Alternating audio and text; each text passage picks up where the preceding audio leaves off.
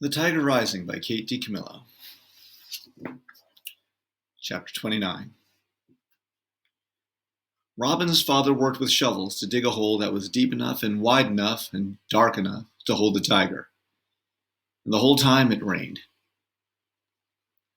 "We got to say some words over him," said Willie May when the hole was done and the tiger was in it. "Can't cover up nothing without saying some words." "I'll say the poem," said Sistine. She folded her hands in front of her and looked down at the ground. "Tiger, tiger, burning bright, in the forests of the night," she recited. Rob closed his eyes. "What immortal hand or eye could frame thy fearful symmetry?" Sistine continued. "In what distant deeps or skies burnt the fire of thine eyes? On what wings dare he aspire?" To Rob, the words sounded like music, but better. His eyes filled up with tears again. He worried that now that he had started crying, he might never stop. "That's all I remember," Sistine said after a minute. "There's more to it, but I can't remember it all."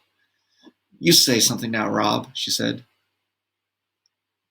I don't got nothing to say," said Rob, "except for I loved him." "Well," said Willie May, "what I got to say is I ain't had good experiences with animals in cages." She reached into her dress pocket and took out the wooden bird and bent down and laid it on top of the tiger.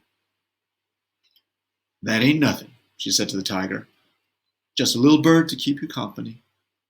She stepped back, away from the grave. Rob's father cleared his throat. He hummed softly, and Rob thought he was going to sing, but instead he shook his head and said, "I had to shoot him. I'm sorry, but I had to shoot him. For Rob." Rob leaned into his father, and it felt, for a minute, like his father leaned back. Then Rob picked up his shovel and started covering the tiger with dirt. As he filled the grave, something danced and flickered on his arm. Rob stared at it, wondering what it was. And then he recognized it. It was the sun, showing up in time for another funeral. "I'm sorry I made you do it," Sistine said to Rob when he was done. "You wouldn't be dead if I hadn't made you do it." "It's all right," Rob said. "I ain't sorry about what I did." "We can make a headstone for him," said Sistine. "And we can bring flowers and put them on his grave, fresh ones every day." She slipped her hand into his. "I didn't mean what I said before about you being a sissy. And I don't hate you. You're my best friend." The whole way back to the Kentucky Star, Rob held on to Sistine's hand. He marveled at what a small hand it was and how much comfort there was in holding on to it. And he marveled, too, at how different he felt inside, how much lighter, as if he had set something heavy down and walked away from it without bothering to look back.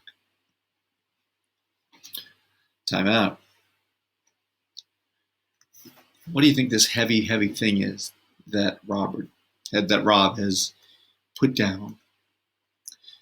Sort of an interesting thing when you think about here. When Rob says, "I ain't sorry about what I did," meaning that even though the tiger died, he's not sorry that he let it go. I wonder why he feels that way. Maybe you can interpret that and figure out what it means.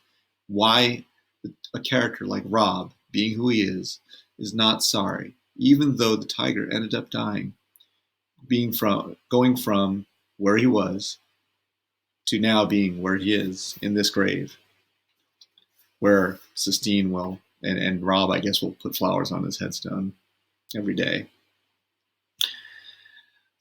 Rob's dad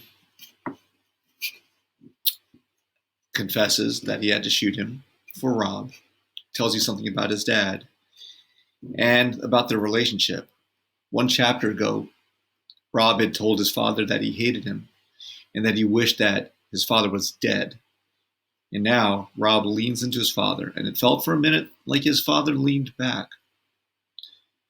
So I think these things are all connected. And this is a great time to interpret this because we just went from one chapter, a very, very hard chapter, to this chapter where now we can see that it seems like this relationship is starting to get better. And again, Rob feels lighter, as if he had set something heavy down and walked away from it without bothering to look back.